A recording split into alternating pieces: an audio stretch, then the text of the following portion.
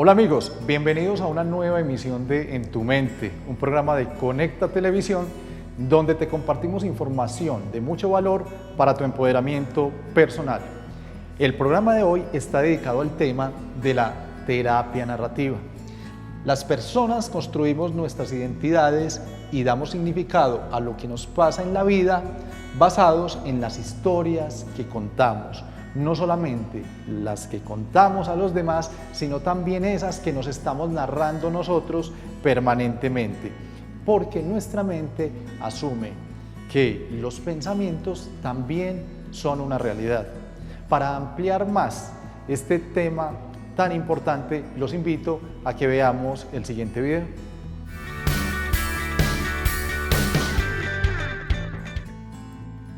Hola amigos y amigas, en esta ocasión vamos a hablar acerca de la terapia narrativa.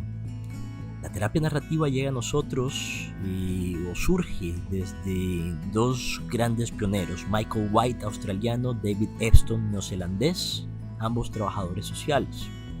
La terapia narrativa toma como bases epistemológicas cosas como el constructivismo, cosas como el construccionismo social, donde la postura o el paradigma es un paradigma de construcción. Es decir, la realidad no es algo estático, no es algo que podamos conocer en sí misma, como diría Kant. La realidad sería como nouménica. Lo que podemos conocer son las interpretaciones, los significados que le podemos dar nosotros desde nuestra visión. Esa visión es construida a partir de los aprendizajes y experiencias que hemos tenido a lo largo de nuestras vidas. Aprendizajes y experiencias que en gran medida tienen que ver con aspectos relacionales que hemos aprendido desde nuestras familias o con nuestros amigos o con aquellas personas que son puntos de referencia en nuestra historia de vida. ¿Cómo va esto de la terapia narrativa? Primero, está también muy ligada a los componentes del lenguaje. Pues sí, el nombre es narrativo, entonces debe tener algo que ver con narraciones y lenguaje. ¿Pero de qué forma? El aspecto principal o la herramienta principal del terapeuta es lo que se conoce como el relato. El relato es cómo utilizamos el lenguaje para darle sentido a todo, a nuestra memoria, a nuestro pensamiento, a nuestras concepciones, incluso a nuestra propia identidad. Y desde ahí coloco un ejemplo. Por ejemplo, ¿quién soy yo? Me pregunto. Yo soy un profesor, un docente de psicología, soy una persona extrovertida, soy un buen amigo, soy una persona sociable, soy una persona que le gusta el conocimiento, por ejemplo. Dejemos hasta ahí el ejemplo personal. Si se dan cuenta, lo que yo les acabo de decir es como una narración, es un pequeño relato de lo que yo pienso que soy yo. Yo les he podido decir muchísimas cosas más, cuántos años tengo, dónde nací, pero no. Lo que me pareció más importante a resaltar para comentarles a ustedes fue que soy docente de psicología, soy extrovertido, soy una persona sociable, soy una persona que le gusta el conocimiento.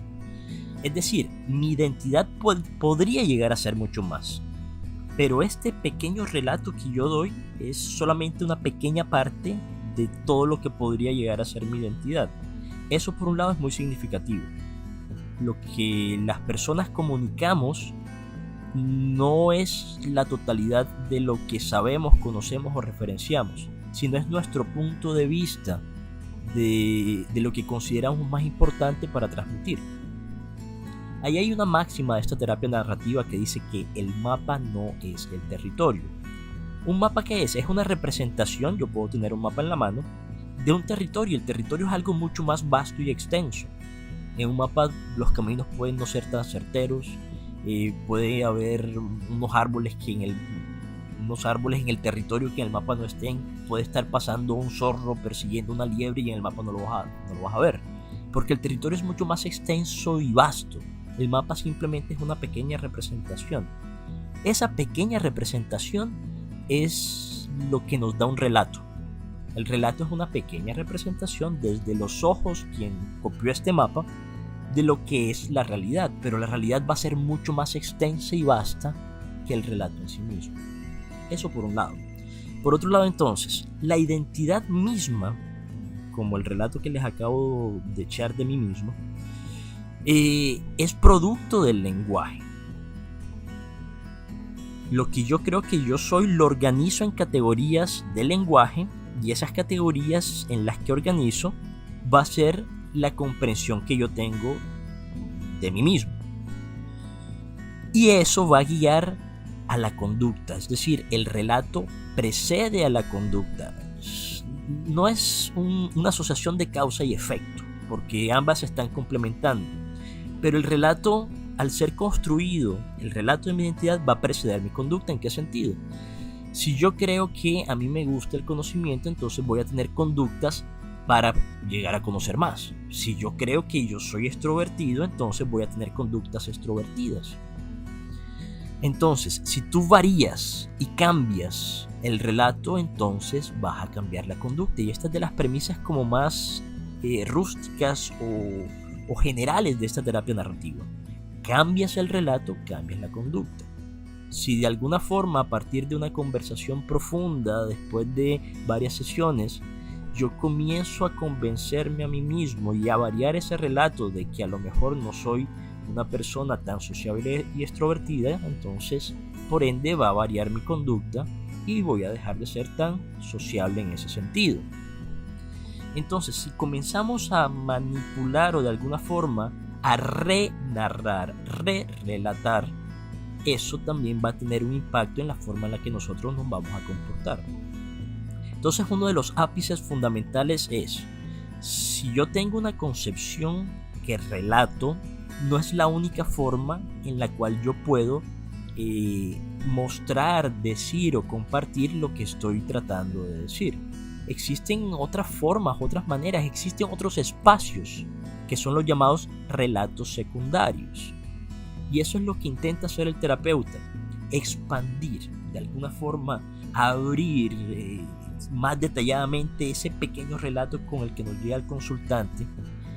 Y en esa apertura por medio de preguntas, en esa conversación que tiene el terapeuta con el consultante, poder buscar relatos alternativos que no sean tan traumáticos o que puedan llegar a ser más funcionales para la resolución del problema del paciente.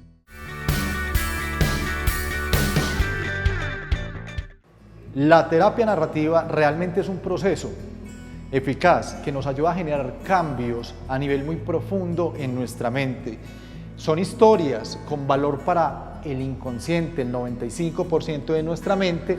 No son fábulas ni cuentos, se diferencia de ellas porque no lleva moraleja ni tampoco lleva un final o una historia explicada. Se trata de que cada una de las personas que escucha esa narrativa le dé un significado acorde a su apreciación de la propia vida, de la propia existencia. Es un proceso respetuoso donde no se culpa al consultante, a la persona que se le está brindando ese apoyo, sino que está basado en motivación y en estímulo permanente.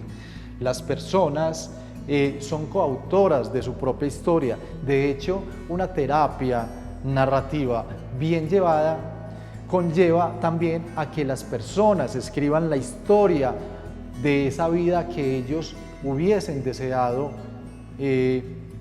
vivir desde el momento de su nacimiento hasta el momento actual en su vida. Y también la pueden complementar con esa historia que desean vivir, disfrutar desde este momento actual hacia su tiempo futuro. Se realizan exámenes reflexivos sobre su historia, porque realmente es en nuestra historia, en esos eventos vividos, donde se han originado grandes situaciones, grandes impactos emocionales que nos han limitado o que nos han estimulado para alcanzar los objetivos que nos proponemos en el día a día. También en el proceso se trabaja el tema de la externalización.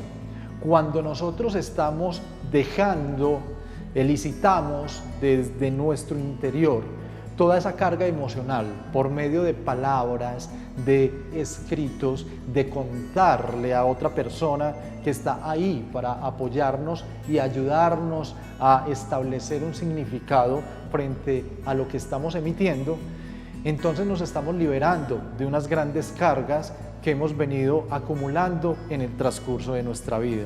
Entonces, como ven, realmente se trata de un proceso donde tanto el acompañante como la persona consultante están disfrutando de él.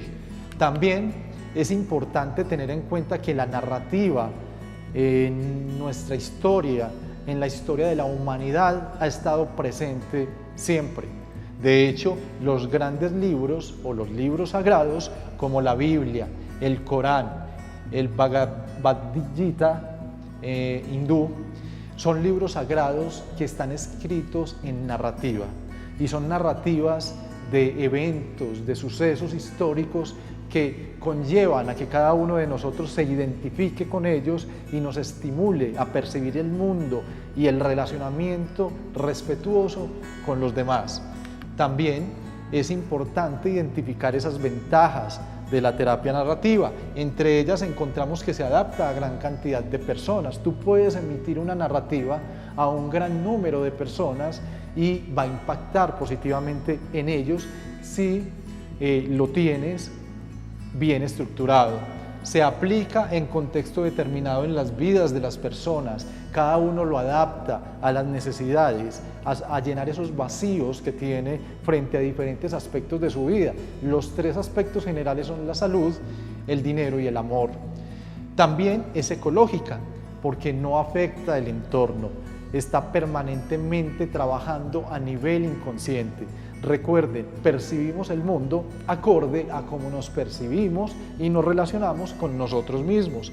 Permite sacar al artista interno que cada uno llevamos por dentro, ya que cuando nosotros decidimos tomar acción, empezar a generar cambios, aprovechando esta terapia narrativa, empezamos a escribir verdaderas historias que pueden impactar en nosotros y en las personas que nos rodean, y que si estas están bien estructuradas, tienen un objetivo bien planteado y se ejecuta de una manera adecuada, se van a obtener resultados maravillosos. Existen varios tipos de narrativa terapéutica y entre ellos encontramos las cerradas, las concretas, las abiertas y las vivas. Voy a nombrarles cada una de ellas. En las cerradas, como ejemplo, tenemos cuando las personas permanentemente se están emitiendo mensajes, narrándose historias como las penas con pan son buenas. Esto permanentemente impacta en la persona y conlleva a que cuando tenga cierto estado emocional limitante, conlleve a que esté invitándose ella misma a querer cambiar ese estado, calmar esa ansiedad por medio de la comida, y esto tiene una repercusión directa con su fisiología. Estamos pobres pero sanos. Esto es una narrativa cerrada que conlleva a que percibamos que las demás personas están mejores que nosotros, o que la salud tiene que ver con la riqueza, con el tener, y esto nos va generando una perspectiva limitante frente al mundo. Otro ejemplo es: dame un punto de apoyo y moveré el mundo.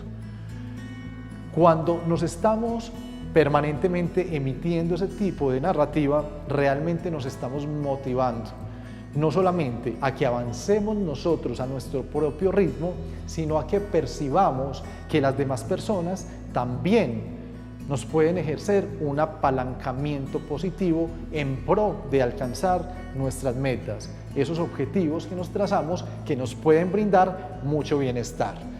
Miramos también como ejemplo las concretas. Es allí cuando se hace una narrativa queriendo emitir una enseñanza, pero se invita a las personas a que hagan un análisis interno, luego lo expresen y se equilibren los dos mensajes. Entonces se hace una narrativa, las personas lo analizan expresan lo que percibieron de ellas y luego se conectan el mensaje que se quiso transmitir al emitirse y el mensaje que se origina cuando la persona escucha dicha narrativa. Vamos a mirar también el caso o un ejemplo de las narrativas abiertas. Esta tiene que ver con un simbolismo permanente. Invita a que se hable de detalles que se pueden percibir desde ese canal visual interno. Ejemplo de un canal visual interno, de una imagen interna, cuando nosotros cerramos los ojos y empezamos a imaginar. Todas las imágenes que llegan a nuestra mente están captadas desde nuestro canal visual interno. Se estimula también el canal auditivo interno. Ejemplo, cuando cerramos nuestros ojos, cuando estamos durmiendo y percibimos que dialogamos con las otras personas, percibimos los sonidos que se emiten en esos sueños y se adoptan como una realidad. Y también la parte sensorial. Cuando se emite un mensaje, una narrativa abierta, incluye todo lo que es visualización, audición y sensación, desde una manera interna. También es importante identificar dentro del tipo de las narrativas o de la terapia narrativa la que se conoce como viva. Es allí donde se hace la invitación a las personas a que tomen acción en determinado tema y esto conlleva a que la persona genere un simbolismo relacionado con la actividad ejecutada y con lo que quiere superar en su vida. Entonces, por ejemplo, cuando escuchamos historias de supervivientes, de personas que sobrevivieron a eventos catastróficos, superaron eventos traumáticos, inevitablemente, como se cuente la historia, va a tener un impacto en nosotros que nos va a llevar a percibir que si esta persona logró superar esa situación tan crítica, nosotros también podemos lograrlo.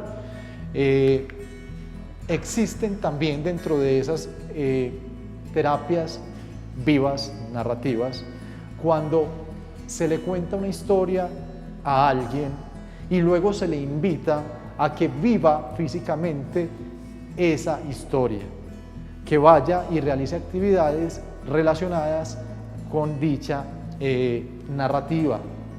También es importante tener presente que hoy por hoy se están viviendo narrativas y estrategias vivas donde las personas son invitadas a generar simbolismos con objetos. Ejemplo, se puede invitar a que una persona escriba en una tabla, ejemplo, inseguridad, quiere superar la inseguridad. Y luego se le indica a la persona a que rompa con sus propias manos esa tabla para superar la inseguridad. Es un tema realmente maravilloso que si nosotros lo empezamos a aplicar en nosotros mismos y en nuestros hijos, vamos a enriquecer esa calidad de vida que cada uno de nosotros se merece. Por eso los invito a que veamos la segunda parte del video de terapia narrativa.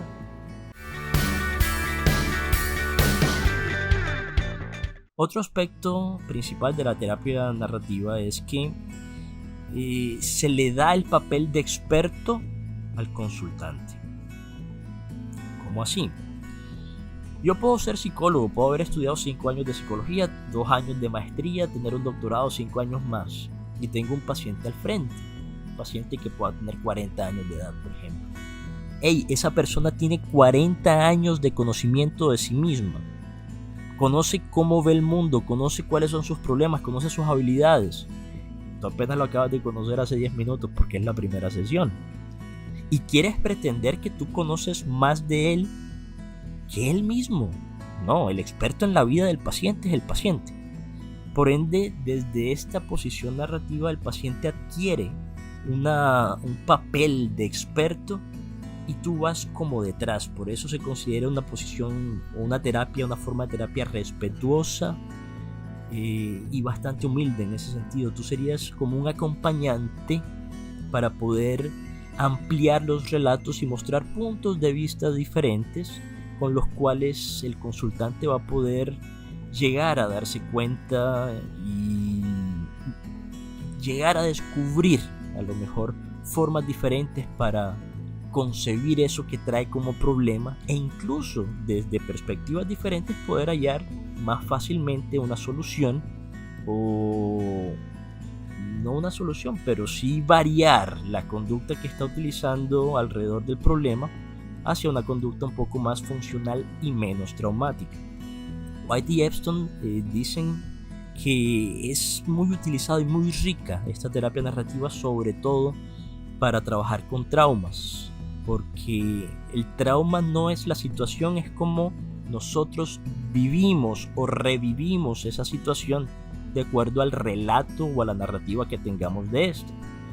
Y si podemos ver puntos de vista, encontrar relatos secundarios diferentes, formas diferentes de concebir, de darle significado a las situaciones traumáticas, de alguna forma ese trauma va a irse deshaciendo o va a perder el peso emocional, que es lo que más le está causando sufrimiento al consultante. Otro aspecto principal de la terapia narrativa es una de las técnicas, y es la externalización, muy conocida, o la utilización del lenguaje externalizador. Esto se basa en una premisa que dice que el problema es el problema y la persona es la persona. Es decir, el problema no es la persona. El problema es una entidad diferente a la persona. Por ejemplo, una persona puede llegar a consulta y decir: sí, doctor, yo estoy aquí porque soy alcohólico. El terapeuta, a través del uso del lenguaje externalizador, intentará sacar el problema de la persona por medio de un giro lingüístico, y puede decir algo así como: ok, entonces usted está aquí porque usted tiene problemas con el alcohol. Parece un eufemismo, pero terapéuticamente es un giro grandísimo, sacar el problema de la persona. Usted, la persona, tiene problemas con el alcohol. El problema son dos cosas diferentes. Y esto le puede ayudar tanto al terapeuta como al consultante a tener una mayor perspectiva para comprender el problema, a través de preguntas como, por ejemplo, y cuénteme, ¿en qué momentos ese problema con el alcohol es más difícil de manejar? ¿Cómo así? ¿En qué momentos? Sí, ¿en qué ocasiones? ¿Qué sucede para que ese problema con el alcohol se acentúe? No, por ejemplo, cuando yo discuto en mi casa con mi señora esposa, eso como que me altera, y en ese momento me dan unas ganas de tomar impresionantes y no quiero estar en mi casa y salgo a la cantina a beber. Entonces el terapeuta puede hacer una retroalimentación externalizadora como: ok, entonces usted me está diciendo que en ocasiones, es decir, no siempre, que en ocasiones, cuando usted discute en su hogar, ese problema con el alcohol se acrecenta. Y así comenzamos a utilizar un lenguaje externalizador para que la persona no se siente identificada con el problema y pueda combatir el problema. La distancia que se crea entre la persona y el problema le permite tanto al terapeuta como al consultante tener una mayor distancia, una mayor perspectiva, y poder comprender el problema de forma diferente. Entonces, terapia narrativa, utilización del lenguaje. Las realidades son construidas, no son estáticas. El terapeuta toma un papel no directivo, y es el paciente o el consultante quien va a ser el experto y quien va a llevar prácticamente la guía. La utilización del lenguaje es como una conversación. La terapia se hace como una conversación en el cual la empatía por parte del terapeuta y ese vínculo terapéutico es muy necesario de construir para que exista la confianza por parte del consultante y la apertura, y de esa manera, por medio de las preguntas y las intervenciones, poder ampliar el relato, que ya no sea un relato saturado por el problema, como dicen White y Epstein, que no sea ese relato dominante, esa forma dominante de relatar traumática, sino comenzar a buscar relatos secundarios y alternativos que puedan ser más funcionales y menos traumáticos, en este caso para el consultante. Esto es un pequeño esbozo de la terapia narrativa. Como pudieron darse cuenta, realmente es apasionante cuando nosotros decidimos tomar acción. en vivir nuestra vida como si fuera un cuento, como si fuera una historia maravillosa, donde nosotros realmente trabajamos ese inicio, esa parte media, la parte de la acción, y le damos un final feliz, porque podemos introducirla en nuestra mente y luego ejecutarla. Los invito a que amplíen más esta información, sean curiosos. Estuvimos en una emisión más de En tu Mente, un programa de Conecta Televisión. Les habló Nelson Naranjo y los invito para la próxima emisión. Chao.